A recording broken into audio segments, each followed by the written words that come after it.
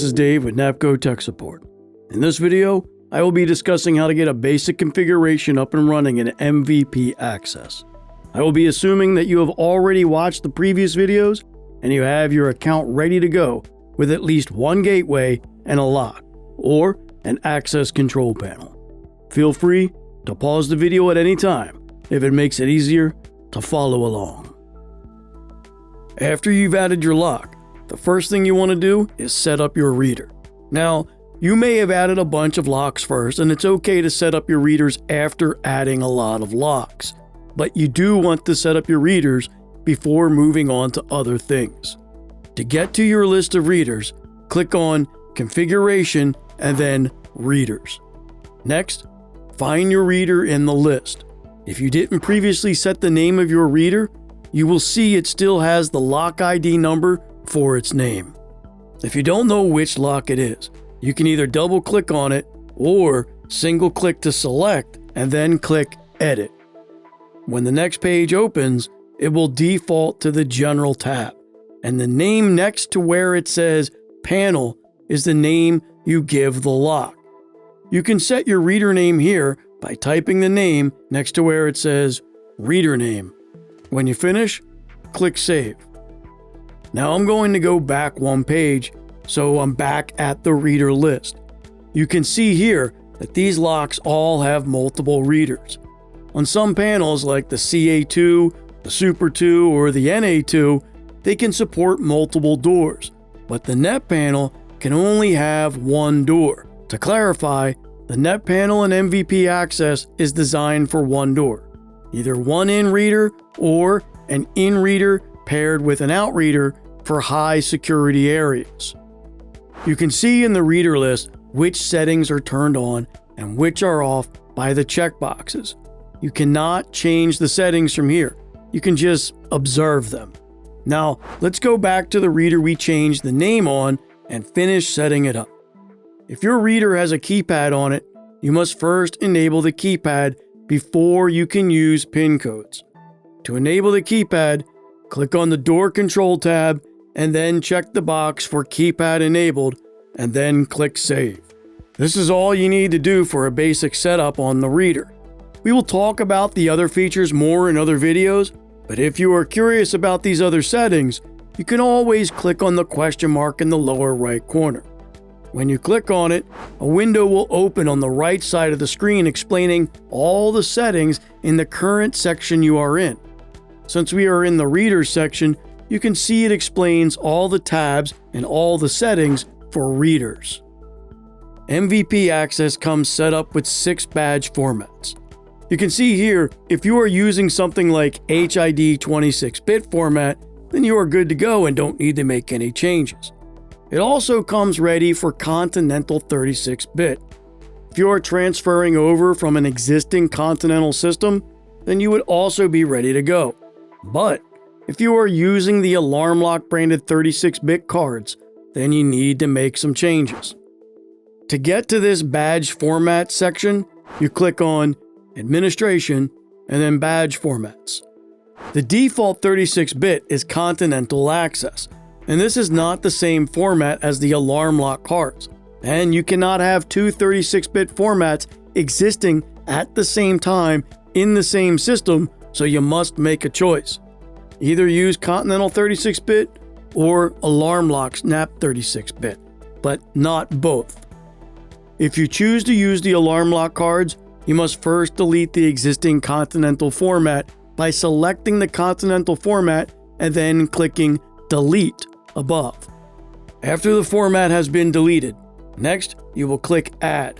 Then make sure in the section that says Predefined Format, verify it says Napco/Alarm Lock 36-bit. If it doesn't, select it from the drop-down and make sure to name it in the section that says Name.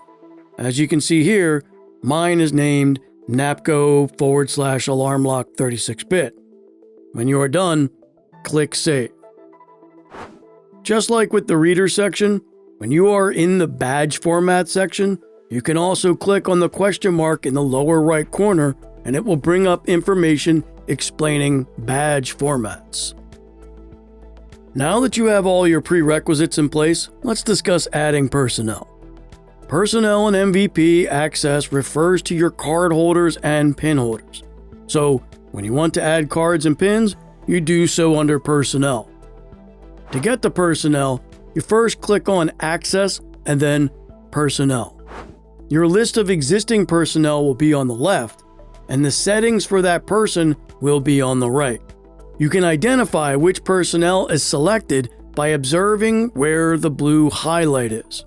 To add new personnel, you click on the Add Personnel button in the upper left. Fill in your name. The middle name is not required. You can then enter your badge or PIN number in the section labeled Badge Number/PIN Only. You can only do either or, not both. If you want a user to have a PIN number that is different from their badge number, then you would have to create two separate entries. By default, the access group is set to all access. We will cover creating access groups later in this video. Just like in the previous chapters, if you need more information on the personnel screen, you can click on the question mark in the lower right corner. If you are only using alarm lock cards, you don't need to worry about creating facility codes. But if you are using multiple card formats with many different facility codes, then you need to define what facility codes you are using and what locks those facility codes will be accepted on.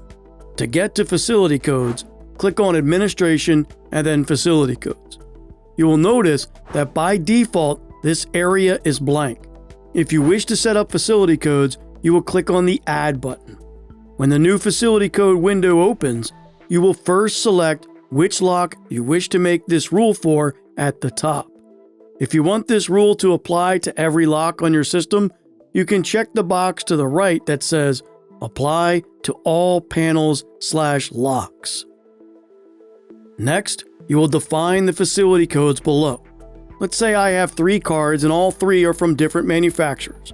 I have one that is facility code 19, one that is 43, and one that is 60. I will put each number in one of the boxes below. So, first, I will put in 19, then 43, then 60. When you are done, click Save. After you click Save, you will then return to the facility codes list. You can see that I have 3 facility codes assigned to this lock. 1 is 19, 2 is 43, and 3 is 60. Now you go back to your personnel, find your card holder, and set their facility code in the field that says Facility Number. This card will be an alarm lock card, and because it is an alarm lock card, I know its facility code is 19. And I also know that 19 is set up in slot number 1 for my lock.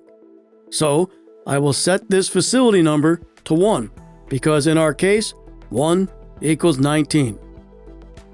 Just like before, if you want more information on this facility codes section, click on the question mark in the lower right corner.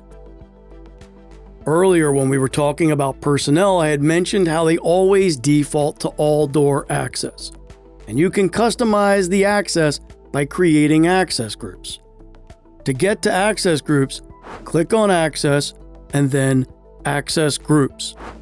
By default, the only access group you will see is the All Door Access group. And if you want to make your own, you will click on the Add button in the upper left, and the access group creation window will open. Give your access group a name so you can find it easily, and then select the time schedule to use the lock. I will discuss time schedules in more detail in our video covering schedules. By default, they are blank, which is the equivalent of not used. So I'm going to set this one to 24/7. When you are done, click Save. You can see here I now have 2 access groups. You can now go back to your personnel, select the entry you wish to modify, and change the access group to the one you have just created. Now this user will only have access to the doors specified in the access group. Just like in the previous chapters, if you would like to know more about access groups, click on the question mark in the lower right corner. As always, If you're looking for current Napco documentation or more videos like this, head on over to our tech library at tech.napcosecurity.com.